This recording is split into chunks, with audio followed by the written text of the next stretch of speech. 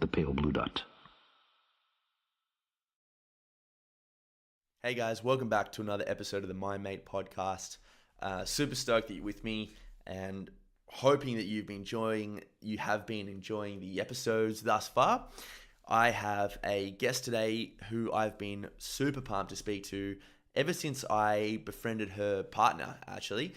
Me and Nick have become pretty good mates. We met at a CrossFit gym back in Melbourne, and I met her in passing at their house, and she had this really mad aura about her, and then Nick started telling me about what she does, and I was super interested in having a chat to her because psychology of the study of the mind has many different facets, and her facet is specifically alluring because it explores this idea that we are not all that we think we are, in layman's terms. And that can be scary initially, but the more you kind of look down it and the more you kind of integrate some of that stuff, depending on who you are and how you want to function in this world, the more beneficial it can be for you. So our podcast guest today is Elise Carr. Her website is www.stellamuse.com. That's STELLAMUSE.com. And she explores this idea called sacred guidance, which is like psychology for the soul. And if I've lost you at the word soul already, try not to hang up on the podcast, guys. We do explore that just from a logistical and more or less superficial means, just to get people kind of interested in this sort of thing. If you want to be interested in it, it's an area that I'm pretty interested in. But I also try to use it, as obviously Elise does, into this world that we're all living in now as well. So if you kind of think about psychology for the soul, an aspect of the study of the mind is in thoughts and feelings, and the psychology of the soul is looking at a deeper spectrum of how those thoughts and feelings, where they come from, how they relate to who you are, and going in deeper to really kind of find you. So we're like exploring an inward journey, and I hope I get this right, Elise, if you do listen to this intro, but Elise is kind of like a guide to help you with that journey, which can be quite a struggle sometimes because we live in a world where there's so much distraction, and we haven't really allowed ourselves to manifest. So, we don't know ourselves maybe as much as we should. So we do things and we run around and, complete all these errands, and I wonder why we're doing that, and the deeper that we go, basically just the more we get to know ourselves by moving ourselves away from all of that stimulus. Some stuff can come up sometimes, you hear about this in breathwork meditation or in hypnosis, even just in a normal temptation. People can get really quite afraid because it's like, oh shit, who the fuck am I? Or this stuff that's coming up, I know it's been there, but I've neglected to deal with it for a very long time. So there are people out there like Elise that can help you on a journey like that, which is really cool. We go into really interesting stuff, guys, and we do try to explore it, without using too much esoteric or spiritual terminology. If it's an area that you're just coming into, which is what it is for me, because I need to learn about these definitions and what these words actually mean myself. So I really hope you enjoyed this episode, guys, and I'll speak to you in a bit. Bye. From this distant vantage point, the Earth might not seem of any particular interest. But for us, preserve, cherish the only home we've ever known. The pale blue dot. Okay, so Elise, welcome to the My Mate podcast. Thank you so much for having me, darling Tom. It's a pleasure to be here. I'm really pumped about this, actually. So for all the listeners who are listening at home or wherever you are, I met Elise through Nick, who is her lovely partner, fiance, husband, boyfriend. No, none of that. None of that. Just partner. Love it. We've Yeah. got all the love we need without the paper. Exactly. Yeah. I think that's a good way to look at it. And I have been pumped about this ever since Nick informed me of that, I guess, realm, you could say, of the esoteric psychological aspect of the mind. And that's an area that I've been really looking into, been reading a lot about it. And one of the things that I've struggled to define, I'm interested in the way you could talk about it, is when people talk about like a calling, or like a feel that you need to explore some sort of inner aspect of yourself. Could you tell us how you would like define a calling, I guess? Yeah, that's a really beautiful question. Obviously, this is very interpretive, and Mm. I come from, at the moment, a very, I guess, esoteric, tantric, Buddhist, yogic perspective. That's really my field. So Yeah. when we think of a calling, while some people might call it God or grace or the divine or universe, I guess I see that as a soul kind of vibe, a soul impulse, a soul connection. And often it's almost like a whisper Mm. because we're so driven by what we call in orthodox psychology the ego and in esoteric psychology the personality nature, Mm. that often the soul or that little subtle voice is so quiet that we miss it. So we miss those opportunities to expand our consciousness, expand our life, make the conscious choices and change to be on a more, I guess, aligned path. So Mm. I see it as your soul, and Mm. we're not all deeply connected to it yet. Sometimes we're aspiring or aspirants on the path to be really connected to it. So we have to create the time and space and clear the way for that subtle connection, that little nudge to become clearer and louder so that we eventually live from that place. Mm. It's like we want to turn ourselves around like an hourglass. We're at the moment very governed by ego or personality. That's our wants, our needs, our desires, our habits, our addictions. The I need it now, I want it now, why can't I have my way? Almost a bit of a petulant child or a stroppy teenager Yeah. or an aggressive adult, whatever it is that you relate to, it's part of your personality nature. And often we're controlled by that, like puppets on a string, and therefore we don't deal with our emotional stuff, we don't deal with the baggages, we don't deal with our mental stuff, and we definitely can't then have a clear enough pathway to even hear those subtle little callings. So if you're hearing subtle callings, you must have done most likely work in a past life, if you believe in that, or at least some work in this life to create even a tiny little bit of space to receive that, like a little download, I suppose. Mm. Yep. Yep. And yeah, another thing that I was really interested in was the past life idea. Could you talk about how like it's difficult to talk about this sort of thing from a like you said, like a cognitive perspective or like an ego perspective, because the ego's, it just doesn't make sense of it really, because it's only one aspect of the mind if you look at it like that. But how would you, I don't know, how could you say that someone has had a past life, for example? Well, I guess you can look at the ancient wisdom teachings that have been Mm. around since, well, long before you and I, Yep. and things are alluded to, whether it's in poetry and literature and science. I mean, essentially, esoteric studies are the science of the soul. We Mm. believe that you are not your body, you are not your emotions, you are not your thoughts, therefore not your mind. You are spirit or light or love or a soul having this human experience. And when you go to the next realm, die, cross over, whatever you want to say, the body decomposes. Eventually, you detach from the astral plane where your emotions are. Eventually, you detach from the mental plane where consciousness resides in the mind, Mm. and you are just a soul. The soul is eternal. It is that part of us that is our truth, it is our light, it is our quality, it is our essence. That is what's always there. And that's what we believe Mm. in this train of thinking, at least, that it's part of the cycle of life. That's what comes back again. And therefore, we kind of hear concepts, even in the new age pseudo spiritual world, of old souls and young souls, like someone who's been here before. It's like you have deja vu. You just kind of know that something is going to happen, or you've been here before. Like, I take the perspective where most likely perhaps you have. And if you've done work, dharma, achieved certain things in a past life, you will bring that into this life, just like your karma, just like the things that you have to work through. If you haven't sorted it out before, you're going to have to sort it out now. That's why we keep coming back to Earth. It is the school of life. We signed up for this.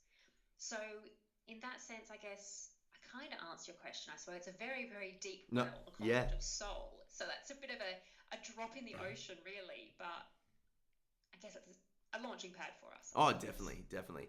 And I think as well, I mean, even on a very superficial level, you could say, you start to pay closer attention to your thoughts and your emotions. And, you spend the motto I'm going to try to live by this year is just getting to know yourself. So, like you said before, trying to move away from the addiction, move away from the distraction.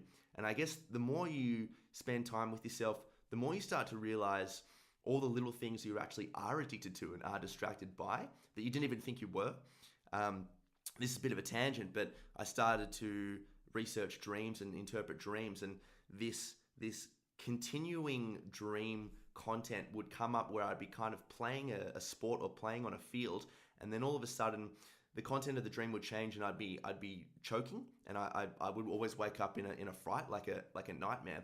And I interpreted that back to a traumatic experience I had a few years before that, where I was in a fight on the footy field, and the guy from the opposite side put me in a chokehold, and it really freaked me out. But it was just so incredible, and there's a lot of pragmatism in that as well, and you're kind of like, oh, well, it could be this, could be this. But I've never had that dream since understanding it, and it made so much sense to me, and that's, I guess, when I really started to be like, oh, wow, there's something a lot deeper other than how I relate to material objects and people, I guess, as well, in this world, in reality, if you want to call it like that.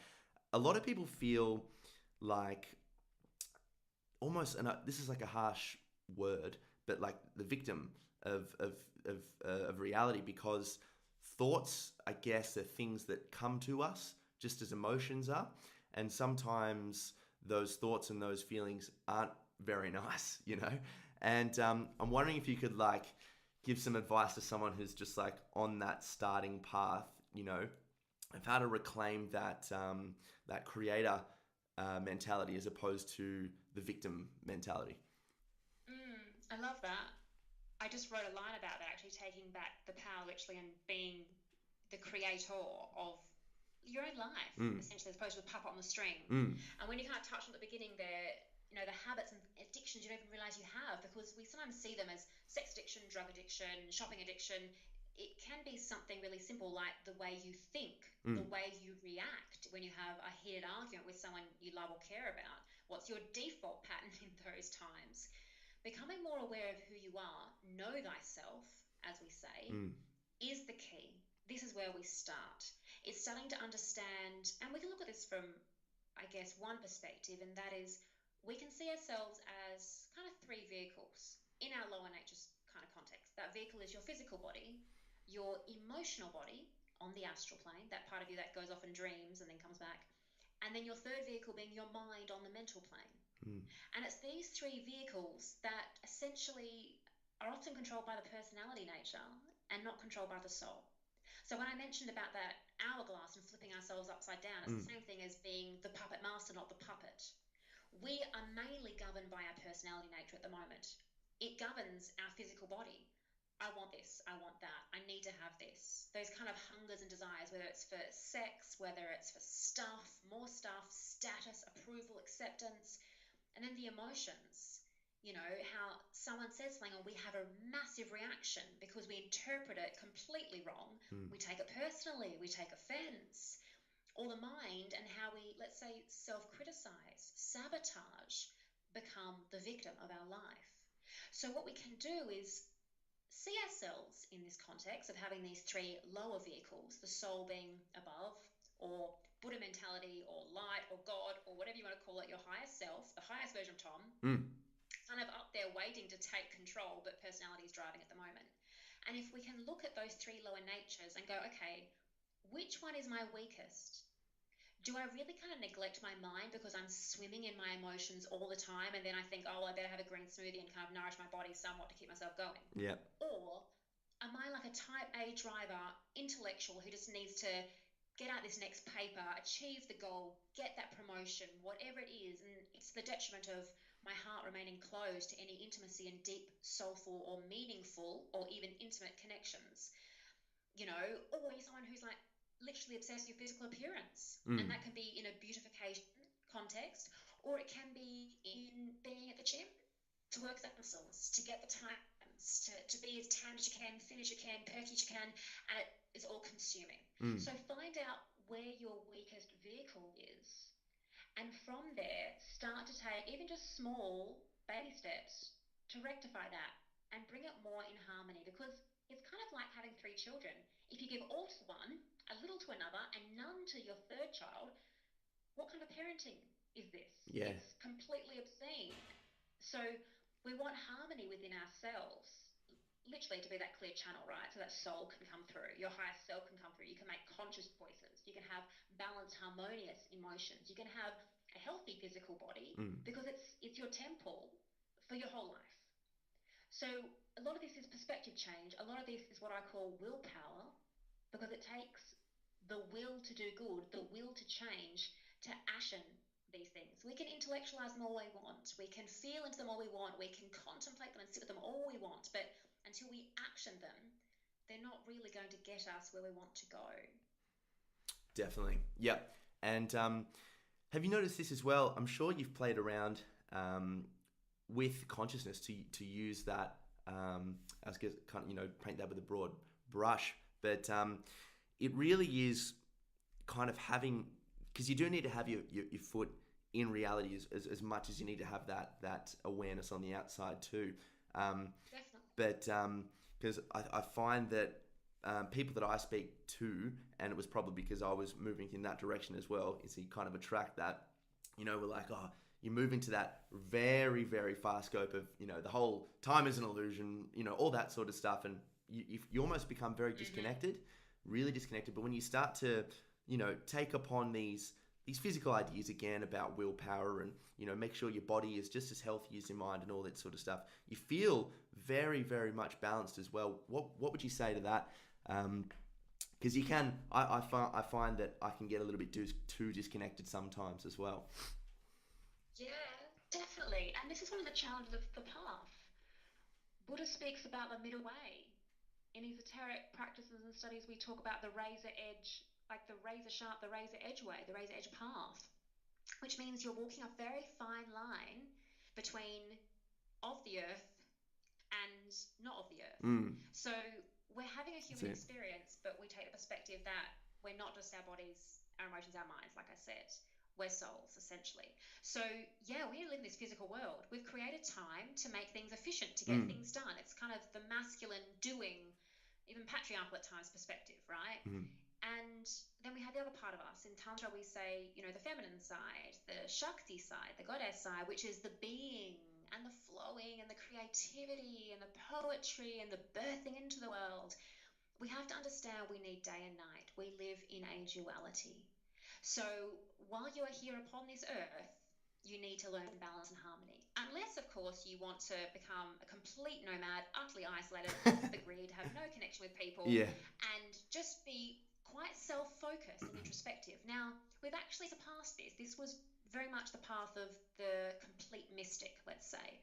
It was quite popular in the last period we were in, astrologically, which was the period of Pisces.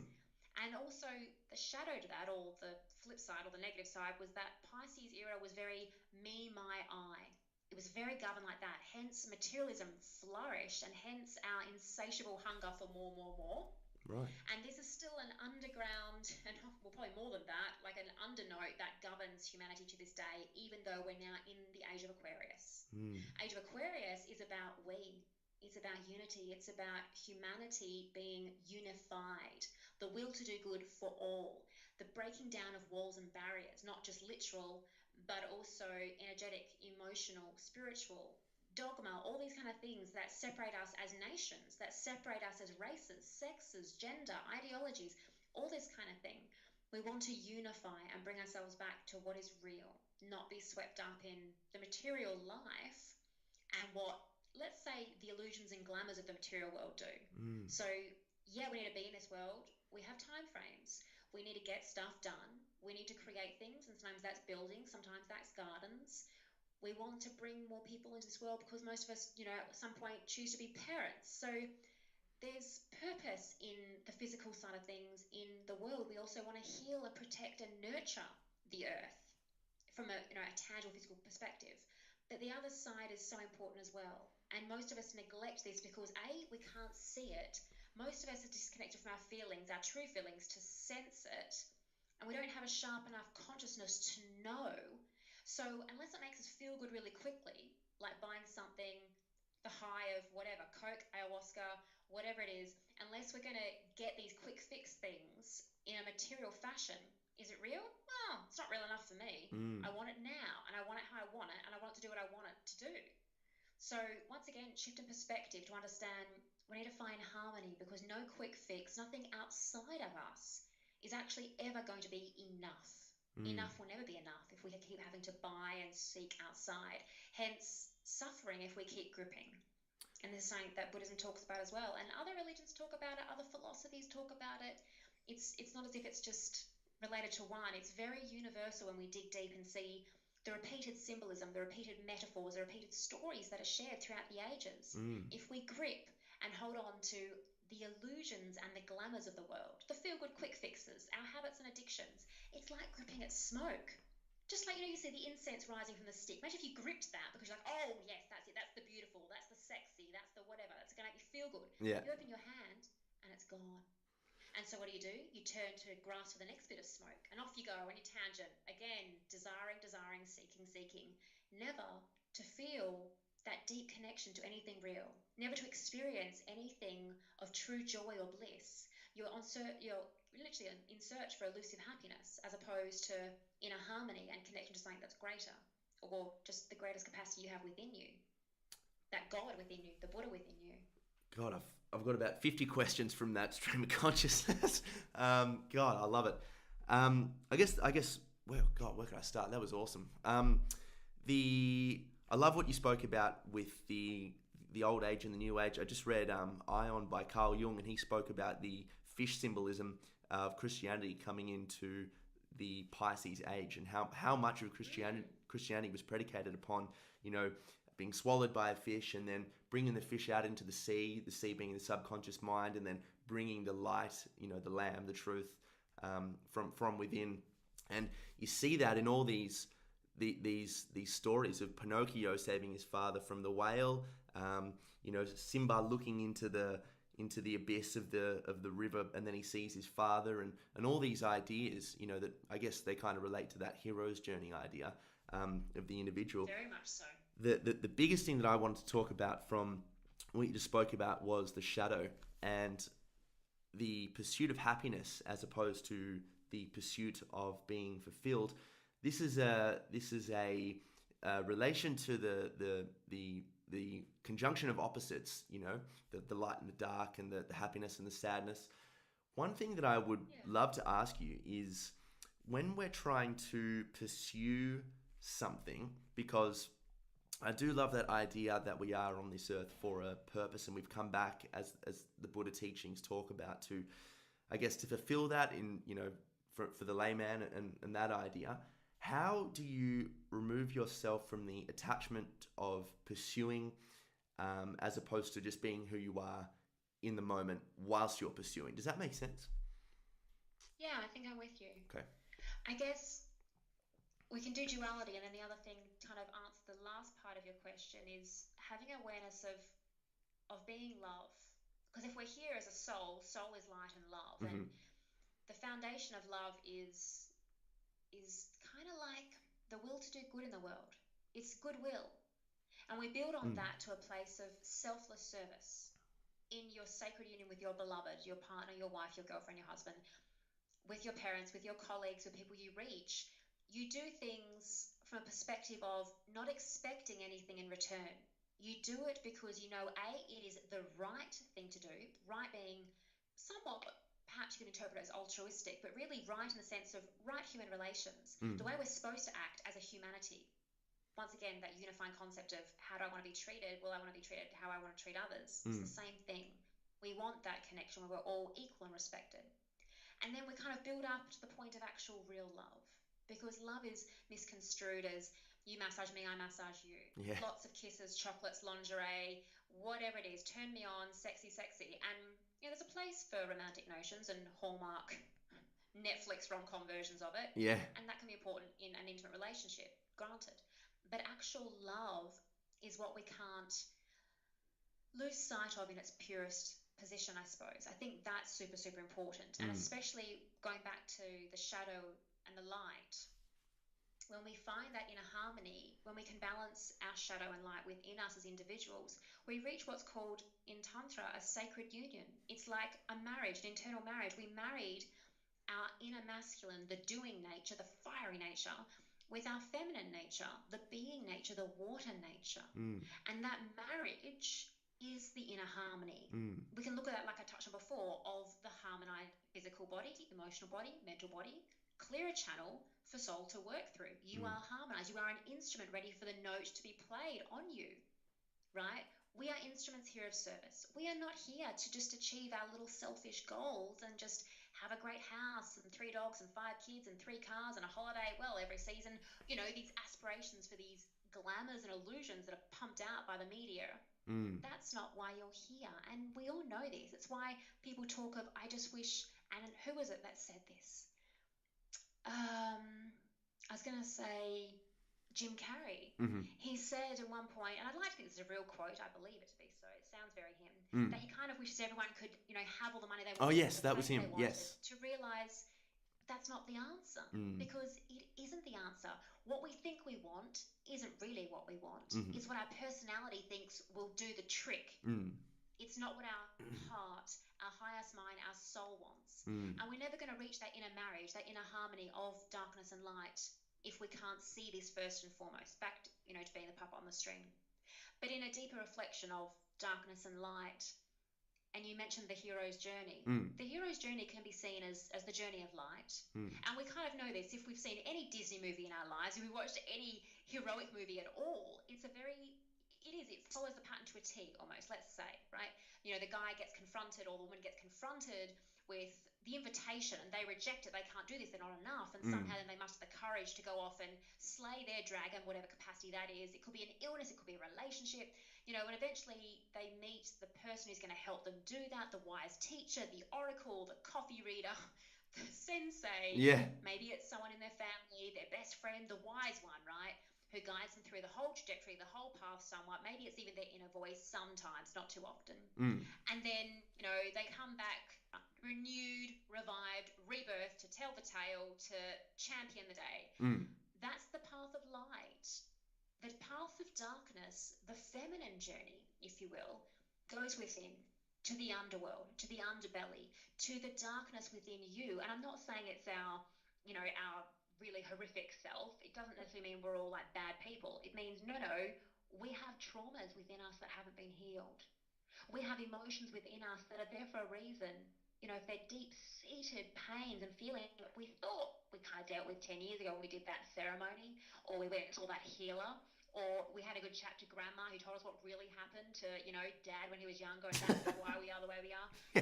And listen, this is all valuable. Sometimes they can be springboards into understanding yourself better, but it's not all of it. You have to sit in the mud or you are not going to become a lotus. The lotus springs from the mud, but it sits there in it for some time, really doing the work, as we call it.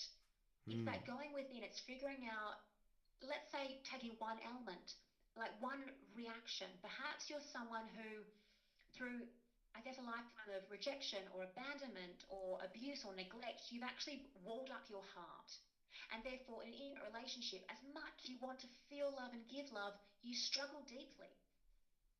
So we have a yearning to do what we want to do and be what we want to be, but we haven't actually understood why we've created those walls, and then finding the key, the way in, to break them down.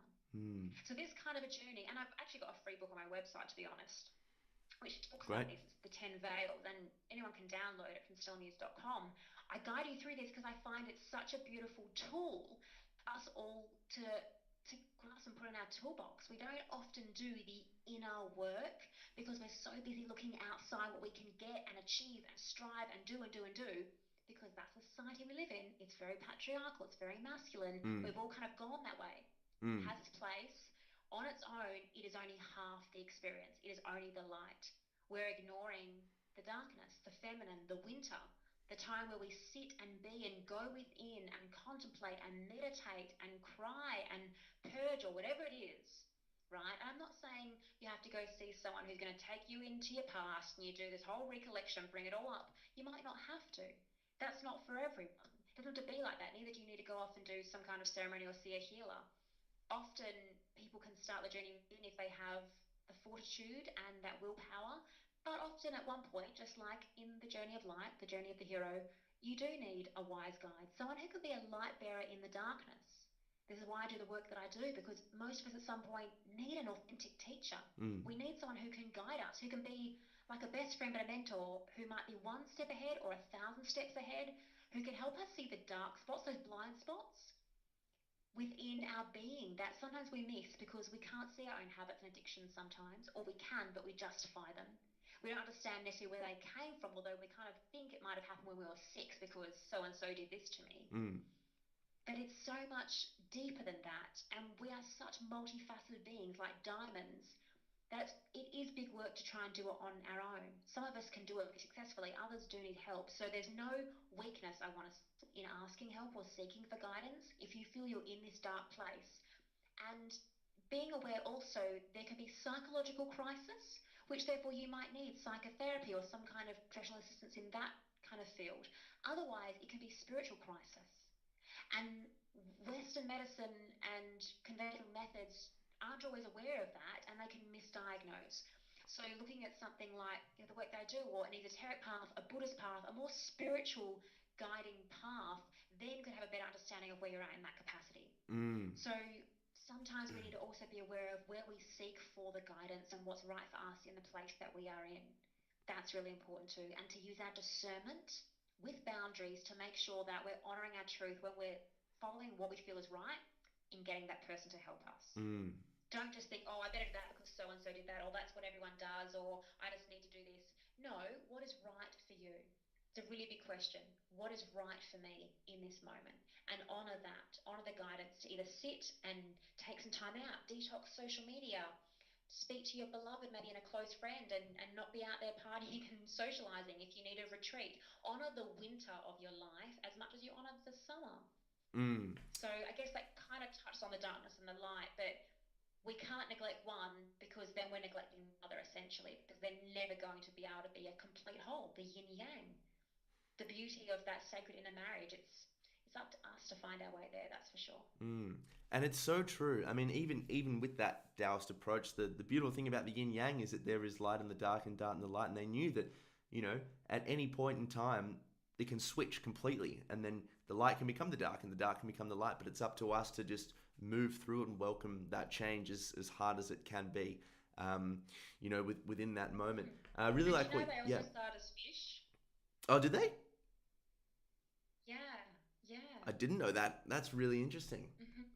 Oh, wow. That's classic. And just like the Vesica Pisces as well, which is, a fish. And even the yoni, which in Tantra is the sacred sex center for women, is symbolized often like a fish. Yeah. It's very much connected in that sense. And obviously this is the underworld. This is the water. It's the unknown territory and terrain. It's not the kind of the ground and the earth that we're used to, which is more masculine. It's the underworld. So it's all these symbols, very suggestive and very subtle. We can easily miss them, but if we open our eyes, we can see it's there. It's the sacred feminine that was pushed underground, just like when they destroyed many of the goddess statues to make it all masculine. This goes back through time. So unfortunately, just as the feminine has been suppressed, like women didn't get the vote until however long, it's also the suppression of the feminine within each of us as a humane collective. Yep. So that's why talking about the darkness, it's almost like taboo in a sense, or it makes us feel not good enough or inferior, or there's something wrong with us. It's kind of been shaped like that. We've been fed that story somewhat. It hasn't been glorified like the light, like the hero's journey. That's so true. So keep that in mind too, that we're affected much by culture and environment and politics and our family lines. There's so many things that have influenced us to kind of miss the importance of doing that shadow work, as sometimes they call it in the New Age world, or looking really into our truth, who we really are, what's really going on within us that needs to be resolved and worked through and healed so we can become more aligned. Absolutely. And I think one thing that people do have to understand, maybe more so, if you're a bloke, is that we have these opposites within ourselves as well. They're not just, okay, so I need to go find a girlfriend now and then open up about my feelings. It's not about that. It's there is the masculine, in the man, just as there is the feminine in the man, which, like you said before, is the creativity, the darkness, and the that stuff that you can't make sense of logically, but it's so amazing to go in there and see that. Yeah, the flow, that's right. Yeah. Yeah, definitely. In Tantra, sometimes I show some of my clients a yin yang, but instead of it just being black with a bit of white and white with a bit of black, I have fire with a bit of water in it, for the masculine, and then water with a bit of fire for the woman. And it helps you understand that, let's say you're a man and you identify masculine, because obviously people identify all differently. Yeah. A man who identifies very masculine, has a heterosexual relationship perhaps, he, yes, is mainly masculine energy, right? Vibration, however you want to call it. But there is a component to him of feminine nature. And this means sometimes he needs to chill. Sometimes he needs to get out in nature and go for a surf. Sometimes he needs to cook dinner. Sometimes he needs to go get a massage or go for a float or, have a heart-spilling conversation with his beloved, his best mate, his mum or dad, brother, sister, whatever. That's his feminine nature. That needs to be nourished too. Does he live and dwell in that? Most likely not. And he would feel probably masculine enough if he did dwell in that. Not for everyone, but let's say the majority.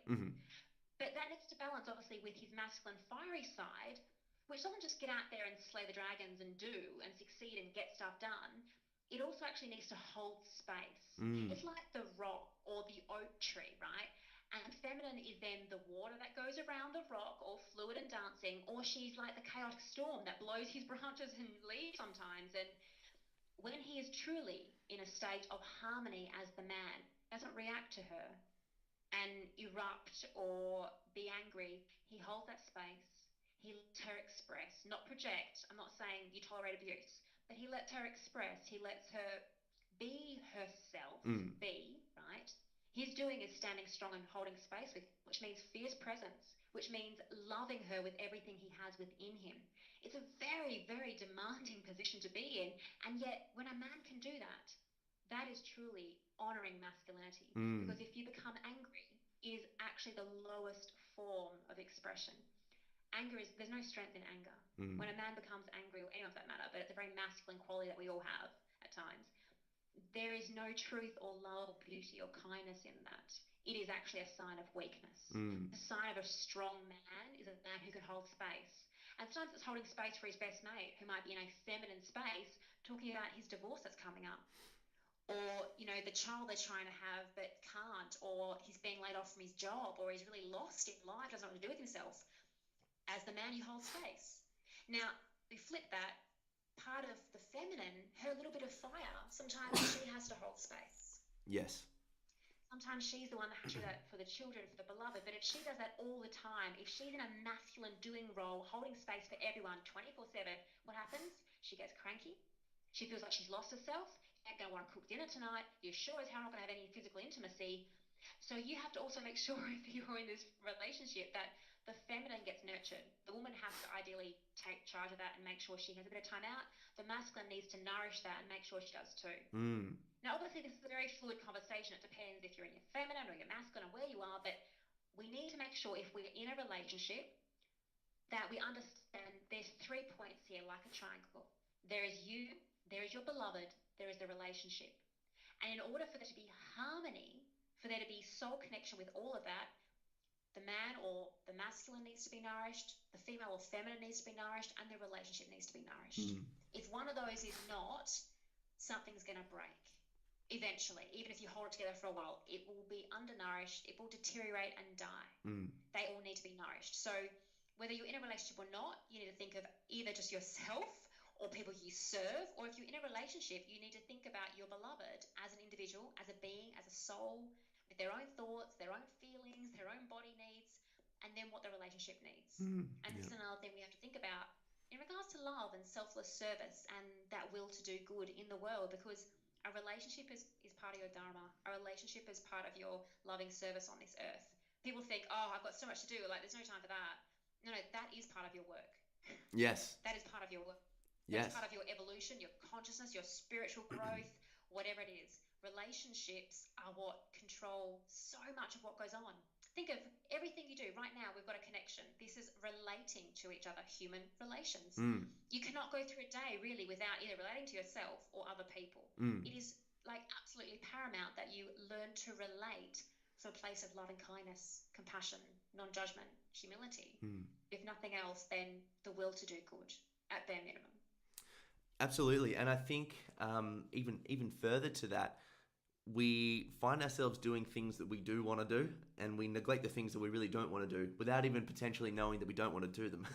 So if you start, Yeah. if you start, Marketplace resistance, right? well, that's exactly right. Exactly, yeah. So what would you say to a couple listening in that kind of want to start on this path, because maybe not this path to use that terminology, but just want to get more out of the relationship, because they're always like fighting against each other, and then the man goes off and does what he needs to do, and the woman feels neglected, or whatever it tends to be. Like, how can they begin to build that communication and build that ability to just dance off one another, essentially? Yeah, great question. And the dance visual is really important because it is a dance. It's a back and forward, it's a giving and taking, it's a receiving and Mm, entering. So, number one, we have two people in this, so both parties have to be willing. If one of you is and one of you isn't, how's it going to work? So yeah. you have to both agree that you want to do this, and that means we step up, we show up, we do the work. So at times, if one person doesn't really feel like it, but the other one does, you might have to sometimes have a chat about this and go, okay, maybe this isn't working. This kind of here and there, you go off, I don't do this. Let's set some time. Now, this might sound unromantic for some people. I call it scheduling sacred sessions or date night, whatever you want to call it. But this doesn't mean you have to pen in when you're going to make love. It can just mean that you put in your calendar, your schedule, your busy, busy work week, fortnight, whatever, non-negotiable time to be with your beloved and invest in the relationship. Mm, Now, for some people, this might be we go to dinner, we see a show. For some people, it might be we're going to sit around the table and we're going to go through what it is that we want to achieve together this year because we want to work at building a nest egg to get a house, mm, to go traveling, to start perhaps trying to have a baby. So it doesn't have to be, as I said, anything specific. It can be what's important to you both. And yeah, it can also be making love or just intimacy. It can just be cuddling and snuggling and kissing and touching. It can be doing a naked dinner together. It can be having a true. bath together. It can be going for a hike together. You know, the world's your oyster. Use your creativity. Be open. Try new things. But it has to be a we decision. Not a you, not a me, unless, of course, you want to take that approach. I choose this time, you choose next time. So there's some harmony and balance, Mm, right?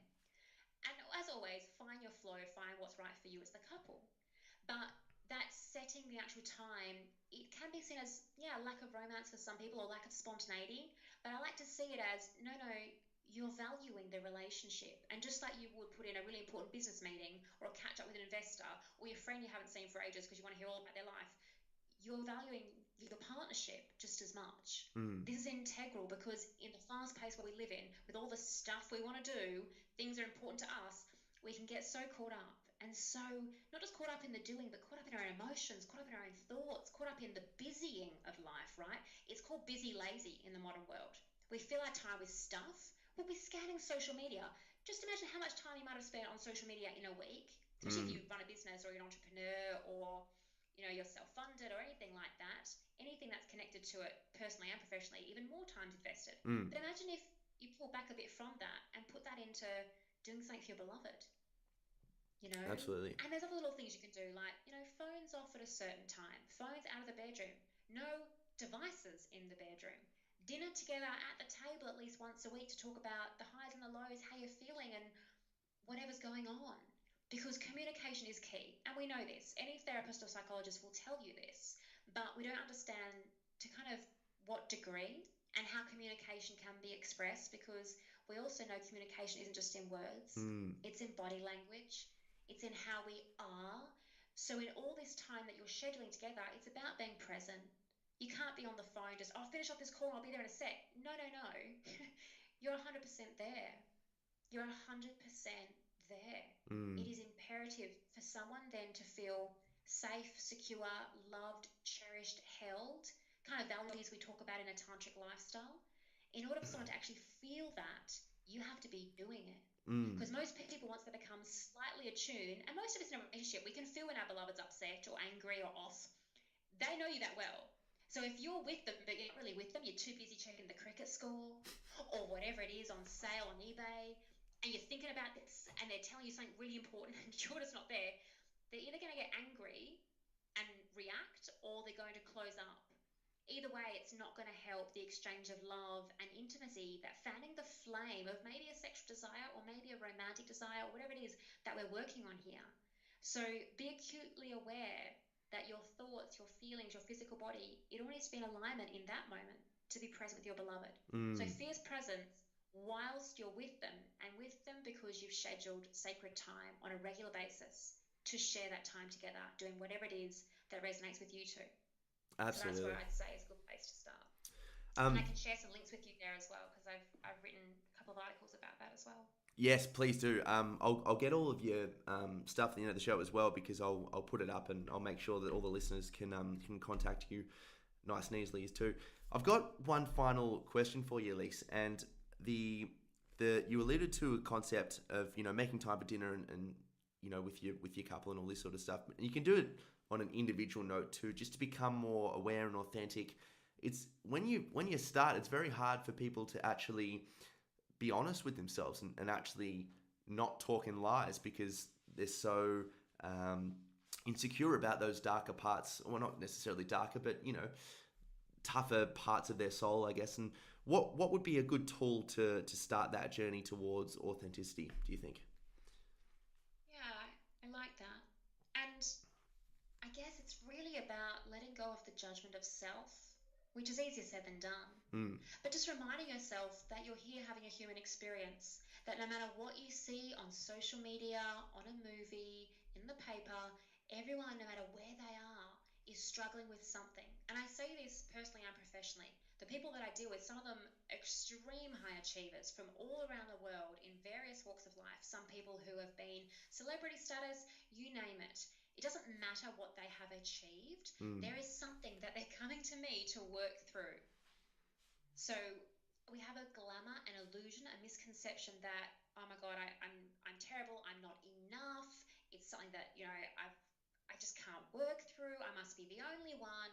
And then we Mm. can spiral into the poor me or the victimhood, or once again, denial, not facing our shadow, because quite frankly, it is too hard. Mm. Hence, we take the path of least resistance and we just put on our smiley face, put on our mask, and go to work or go into the world like that, never to see the darkness again.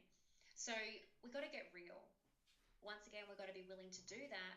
And it doesn't mean we have to open all of Pandora's box. You can just take a slice of the darkness pie and Yeah. just sit with that. Yes. What is it really that is actually quite serious in your life, or perhaps really reached its expiration date, something that you really actually would love to genuinely change. And I'm not saying fit into a size 8 if you're a size 14 or find the perfect partner. No, this is something beyond those things, and it is within you. What is it that's holding you back? Is it your thoughts? Is it that criticism and judgment? Is it the fact that perhaps there's something really painful and traumatic that has happened in your past that you haven't really been able to explore? Mm. Do you need to journal it? Do you need to sit with it? Do you need to learn a meditation or contemplation practice?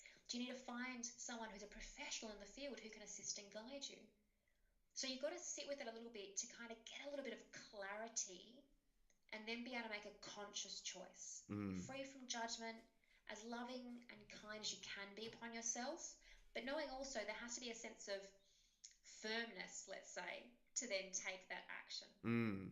Loving but firm, like a good parent, right? Yes. That's how we have to be with this lower nature, this personality of ourselves, that inner child or the teenager or the angry adult, whatever it is that's within us that hasn't healed, essentially. Mm.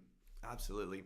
Elise, where can people find you? And you mentioned that you had a book on your website too?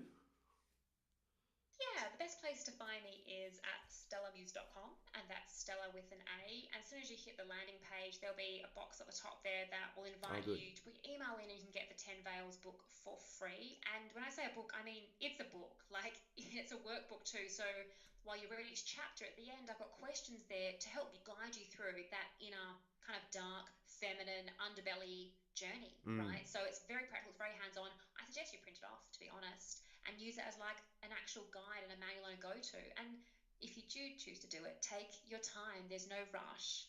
You might find percolating, letting things be and sit and simmer, more things will come up. And that's what we want. We don't just want to do a rush job, dust ourselves off, and off we go again, Yeah. superheroes of the world.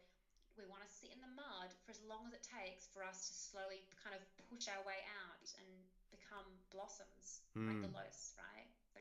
So, yeah, and obviously, if sacred guidance or tantra or healing or anything resonates, you're welcome to contact me from the contact page at elise@stellarmuse.com. And I work with people all around the world, so it doesn't matter what city you're in, we can work something out. Perfect. And like I said, guys, I'll put all of the relevant information up on my socials as well, so you can find it easily. Thanks so much for coming on the show. I've honestly been very, very keen to talk to you for quite a while, actually. So that was great. It was an absolute pleasure. Thank you so much for having me, Tom, and all the best with this My Mate podcast. I think, especially from a male's perspective, we need more of this out there. So I'm really proud of you, and I really commend you. It's courageous to have these conversations, and I think more of us need to hear it. So thank you for what you bring into the world as well, mate. Beautiful. Thanks heaps. All right, team. Really hope you enjoyed that one. Got some links that I want to share with you about Elise's work.